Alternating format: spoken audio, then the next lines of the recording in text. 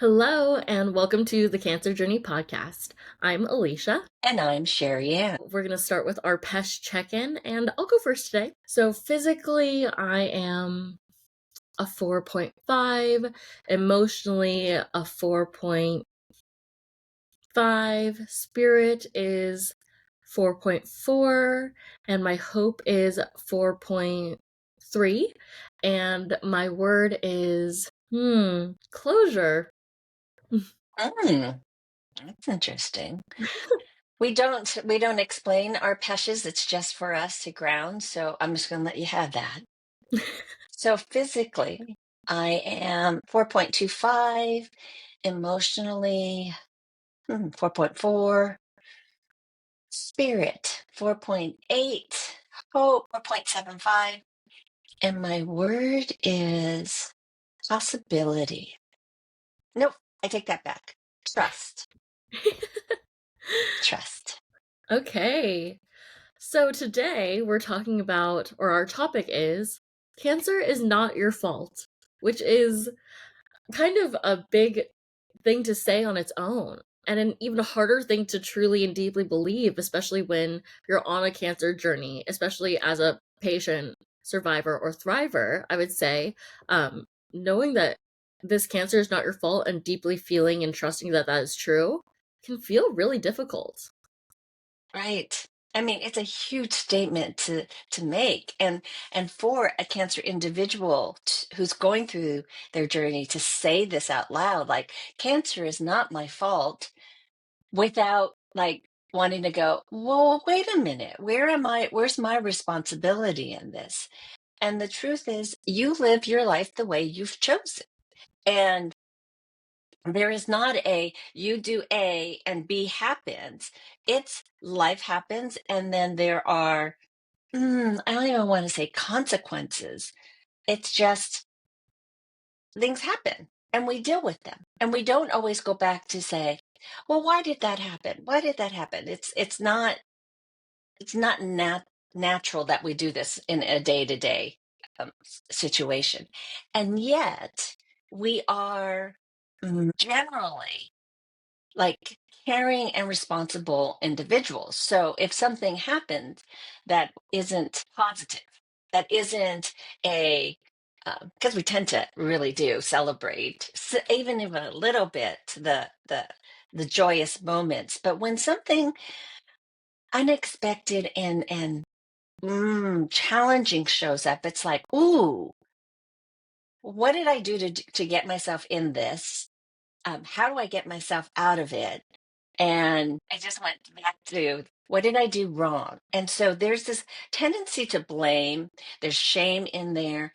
And yet, cancer is not a punishment. It is just quite natural, actually. I mean, if we look at what cancer is a cell that has gone rogue. And that's what our cells do. It doesn't do what it's supposed to do. And so then we have this immune system, and our immune system naturally will kick in, take out that rogue cell, and release it. However, there are times where that doesn't happen. Something with outside of our control happens, and our immune system cannot do its job of eliminating that wonky rogue cell. And so that cell propagates itself and grows and spreads, and there you have cancer. Yeah, So if we can't control our breathing, how are we going to control the cells in our bodies and what they're going to do? right. Right. And I will say, even before any cancer diagnosis, we're not living our lives trying to prevent cancer all along the way in our lives. There's no way to know that, right? And no one is truly living their life preparing to not have cancer. That's not really where a lot of people's mindset is. Right before people are diagnosed, usually they're just living their normal lives, and that's not to say that anything was necessarily wrong, but something for the individual might not have felt right. And maybe they weren't in that time focusing on any part of themselves. Sometimes we find that even with people who aren't diagnosed with cancer, like we tend individually to put ourselves last. And so when cancer comes into our life and we are forced to look at ourselves first, it's like something was wrong. And we kind of start to look at what had happened before, any maybe complacency to like give that power away, to put everyone else's needs before ours, and we want to blame everything that happened before and call it wrong because that makes us feel more right and validated that we now have this cancer and that's why we have it. There's no Mhm. clear answer to why you did. I mean, sometimes elevated stress and having a lot of cortisol in your system can be a contributor. A lot of times it's biological. Biologic? It's biology. That is a big part of it. Sometimes it's environmental factors that are beyond your control. Like there's so many things that contribute to why you got this cancer at this given time. Um, and there's just no clear answer, and so we really can't blame what has happened in the past. And I do think a lot of times our tendency, as you're saying, to like blame ourselves and want to fix it is also the sense of control that we're trying to regain. Like, okay, like I lost control of myself and that's why I have to do it, and now there's this thing that I cannot control in my life that is largely impacting my entire life, my lifestyle, my health, my mental health, like my emotional health, spirit, like all of that is now thrown into chaos. Where can I find control for myself?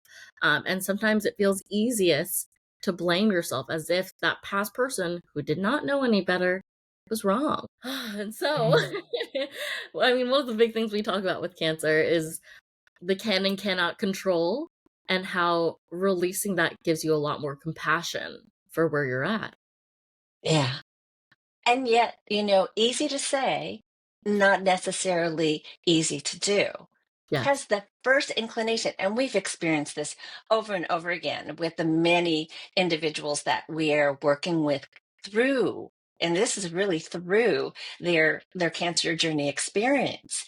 It's generally around the initiation time. So after the diagnosis, and they're like out of their somewhat shock, and they're now into the not triage, but the mechanism of, where is it, what type is it, and all of this. There's still a lot of swirling, but in there it's like, oh, I didn't eat well, oh, I didn't sleep, I didn't take care of my body, um, I was in this environment. I mean, we know that there are some environments like asbestos or coal miners, where they're in an environment that does disrupt our physicality, our physical biologics, and that's absolutely true. But in general, there is not a cause and effect.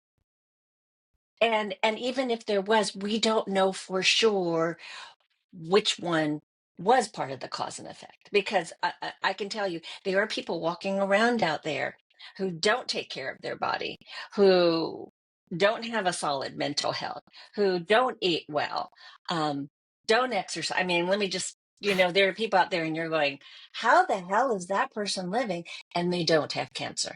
Hmm. And then you're an athlete and you're eating well and you're doing the best that you can, and you do. It doesn't make sense. And so for us to even take on that blame to ourselves of, oh, you caused it, does not help anything. Hmm. It's here. And that's why I love cancer journey coaching, because it's not what happened in the past necessarily. That might be some information, but it's not because you did this that the cancer is here. It's more like, let's deal with that the cancer is here. And who are you? And what do you need to do to take care of yourself now? Because you're on this journey and you're moving forward. You're not going back. You can't change anything in the past. So let's be here. Let's deal with what's going on. If you feel like, well, I didn't take as good a care to my body environment, then please, by all means, feel in control and free to do that. And we know that a lot of people go to that arena, and so they are looking at, oh, what's the right diet, and what exercise should I do? That's fine, but that doesn't make everything all better. Changes the environment that your body is in, but we still need the other really key parts, and that's where we come in. Like, what is your mindset? How do you speak to yourself? What do you carry around here? And then your emotions are your body's way of, and your just being way of speaking to you. So, what am I saying to myself that I'm not listening to? Okay, let's talk about your emotional health and intelligence and well-being. And then there's that big thing called your spirit. What does your spirit need? And people are like, well, how do I know that? Where we go to is our emotions. What brings you alive? What makes you feel powerful? That's the word that we use all the time. It's like feeling good with yourself. That's where your spirit is shining. So, Sherry Ann, I know you just said that um, for people who are in this place who have just been diagnosed, we invite them to come to us, and this is kind of the stuff that we go through with them. But what would you say to someone who, you say cancer's not your fault, and they're resistant? Yeah, really good question. What would I say to them? I'd say, but what's going on? How are you speaking to yourself? What, what does that actually do to help you?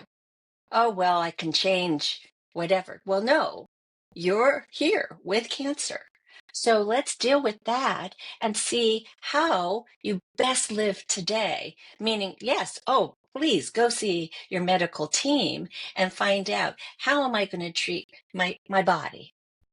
And then you'll come and let's talk about, how are we going to also feed and heal the other parts of yourself.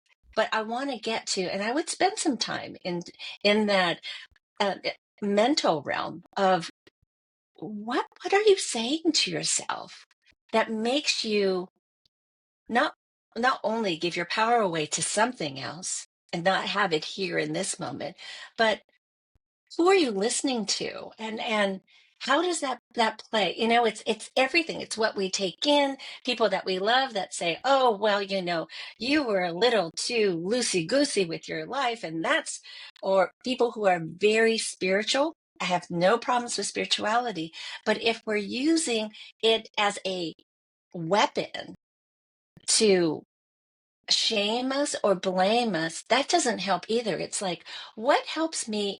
What helps you in this moment? And let's find you, not all this noise around you. Let's find you. That's what I would ask Yeah, and say. it's like, what is the impact of not believing that, like, or to believe that this is your fault? Like, how is that sitting with you? Like, what's there? I also, for me as well, because I am also a coach, um, I would want to know what it would feel like to trust that that was true for them. Like, where does that sit? How does that shift in their being to think of the one side and then the next? Um, it's such a hard one. It reminds me of our responsibility formula a little bit, and Mhm. just having that, like, and I won't give too much away about the responsibility formula. You'll experience it if that's the tool that a coach feels right with you, or if you're in our training. But to repeat to yourself something that feels uncomfortable, but is giving yourself permission to release what's not yours. Like telling yourself, this cancer was not my fault. And there's nothing I can do about it, about like contract or like having cancer. I only have it now, and I only have power in this moment. So, what do I want now? Really? And our coaches really, like, everyone thinks they kind of know themselves already, right? But then when you start working with your coach, you get really, really clear on what works and what doesn't. Because at the end of the day, things are kind of a yes or a no. That is for you, or that's not for you. That isn't who you are, or that is who you are. So as you're navigating your cancer, especially with a coach, something that's so important for us is that you feel like you're standing on solid ground, and you know how to make decisions that serve you best, regardless of what other people are saying. And it doesn't have to be a someone tells you something and you go, no. It's more of a like someone tells you something, you go, I don't know that I agree with that. That's not I'm noticing that that's not sitting with me in a way that I can just say yes to it. And I want to explore what that opposition is and just have that curiosity around it instead of someone saying, someone being you, because let's be honest, no one is telling you cancer is your fault but yourself. Like, no one, Mhm. unless you have really rude people around you who are wrong, by the way, it's not your fault. Cancer is absolutely not your fault. But if you're deeply believing that, where do you want to go from there? Right. I mean, it's this full of shame and blame, and how does that serve you? Hmm. And so I'm a situation way back when, this is many years ago. We had an individual that I was working with, and she, the lovely thing about a coaching relationship is very intimate and safe. And so she was diagnosed with lung cancer, and she swore to everyone, the doctors, everyone, she's like, I did not smoke, so why did this happen to me? And then one day in a coaching interaction, she goes, Sherry, I gotta say, I had a cigarette once. And she was carrying the shame of that one cigarette, thinking that she violated herself and that caused the cancer. Well, that's more detrimental to you carrying that shame and blame than having that one, two, or five cigarettes. It's that anything that you carry that cannot be released and you cannot grow or you cannot move forward, and you hold on to, your body holds on to it too, and that can fester. That's the more the issue than, okay, let me just be clean, let me face this, and it's like, okay, here we are, how do we move forward, and how do we move forward so that I can be my best self? It's like, Yeah, wow, talk about a wake up call, which we talked about, I think, last time and a couple of weeks before that. It's like, here we are. This is the perspective that I'm going to hold cancer as. And now I'm back in the present and back into control. right. Not that we're ever in control, but, in general. Right. I mean, you're in control of what your mindset is and your own happiness. I mean, I wouldn't say you're actually in control of all that. You have the tools to support that for yourself, and you have the means to make that happen for yourself and to put yourself in a space and environment that fosters that. Um, I did, as you were telling that story too, it made me like, we are looking for any reason to blame ourselves, any reason to explain. And I totally understand. I mean, it doesn't even have to be blaming ourselves. We're just looking for a reason. Why did this happen to me? Even if someone else did something to me and it caused this now, but it's a very human response to look for an answer and look for the Mhm. reason why, because we deeply believe that making sense of the whole situation will for some reason solve the problem, as if you could go back and do it. But the relief you will feel from releasing just that, and thinking that anything could have been handled differently, is like, when it's like a really hot summer day and you walk into air conditioning, it's like the only thing keeping you sane. That is what it feels like to release what you cannot control and deeply, deeply, like, know that that's the truth. It's not something you're forcing yourself to think to get out of this space of discomfort. It's something that you're like, well, I can't change that. Like, literally, the throw over your shoulder with our cannot exercise, but it's just the relief is surreal sometimes, because then you don't have to carry all this baggage. Like, weight falls off you, you literally feel lighter, and you know that you did the work to get there, which is a big part of that relief too, because it's not as easy as saying it. It's not so easy to tell yourself cancer is not your fault and knowing that that's true. Like, it's such a hard line, and it takes practice, it takes time, and it takes repetition. And that's why working with a coach who can hold you accountable and see you each week, each every other week, however you decide to work with them, that time in between, it sits with you. So just like that secret festering, this almost, it doesn't open up a wound, but it almost puts a bandage over it that allows it to start to heal. It's not going to fix it. It's not the thing that is healing it. You're healing you, but it's staying with you. It's something you're managing and you're taking care of with awareness, and with the goal of supporting yourself and really showing up for yourself. And so that blast of air when you're in the heat of release with all of those different components becomes so like liberating. Yep, you said it. I mean, when you're talking, all I could think of is, oh, what punishment we do to ourselves. Not only are we the harshest voice to ourselves, can be, but we also are the punisher. And so when we're talking about, somebody blaming themselves for getting cancer, it's such a punishment.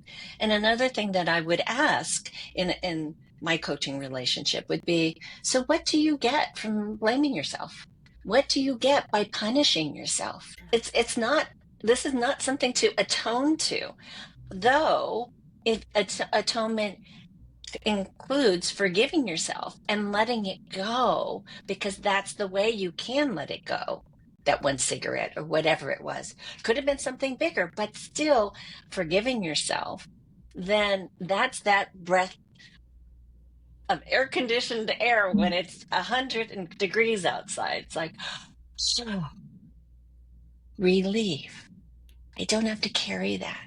And then what's possible when you're not carrying that blame or the punishment anymore? Oh my god, yeah. I'm so glad that you said that because I didn't even think of that in this context. But yes, like that, the relief you feel is one thing, but then the way the world opens for you and the possibilities that open for you when you put down things that are no longer yours, the space you have, the like inspiration to live in the whatever amount of time you have, because that's all you have now. Why fill that time with negativity and I have to like resent myself for all these things when it's like, okay, well, we all have a number of days. We know the inevitable for everyone is death. And so what do we choose to do with this time? And how are we taking care of ourselves during it? Because we are all we have. We, of course, you have other people outside of you supporting you, but no one knows what you need like you do. No one knows what you want like you do. So really, you have to be the most in service of you because you're your own number one ally. I Oh, think I love that. that is, yes, my takeaway, because that last piece that I like wasn't even thinking of was such an aha for me in that moment too. But also just that we say this time and time again, the only power, or the only, what am I trying to say? You have the power to make a choice now. Any choice you want. And it doesn't have to be a big decision. It's not black and white. One day I hate myself, the next day I love myself. It's even just making the choice to explore what that is and making the choice to say, I don't want to be miserable and blame myself anymore. Or even just the choice to acknowledge that that's there and you know you need to change. Or maybe like today I let myself be here, but make that active choice, because then after making that active choice you can see where you stand there, and then you get to make another choice and another and another, and you get to grow and improve and literally feel your life become yours again. Mm, I love that. Feel your life and your light. Like when we're in the blame, shame, punishing, our light is diminished. I don't know how to do this. Diminished. And we're supposed to be here blaring and contributing to the world, even if you got a day. I swear, because we don't know what's coming up. I know it's so hard to live each day as if it were your last. I try it and I forget, and I'm a human. But if we can remember, even for a moment during the day, it's like, oh no, oh, I'm really grateful for being here today, and the impact that I'd like to have today is X. Yeah. Or the impact I want to have is to shine my light into the world and add some grace or some joy to somebody. Yeah. Wow, it's Yeah. huge. It's huge. And especially if you want to turn that to yourself. Like, I'm gonna do one thing that's made me really happy today. Whatever it is. You get to have that. And because you once you feel fulfilled in that way, you end up wanting to share it with everyone around you. Really. And you get to make that choice. And maybe it is in your strengths to feel like when you help someone else, it also helps you. A lot of times we think that is what we're doing when we're not taking care of ourselves. And again, it's being conscious and having that recognition. Does that serve me? Is that really in service of me, or am I depleting myself to feed someone else? Um, and that's a whole other Okay, topic too. that's going to be part of my takeaway, which is it's got to start here. And I know we say this again and again. It's not just us; it's said out there in the world. Love yourself first, and then everything else happens from there.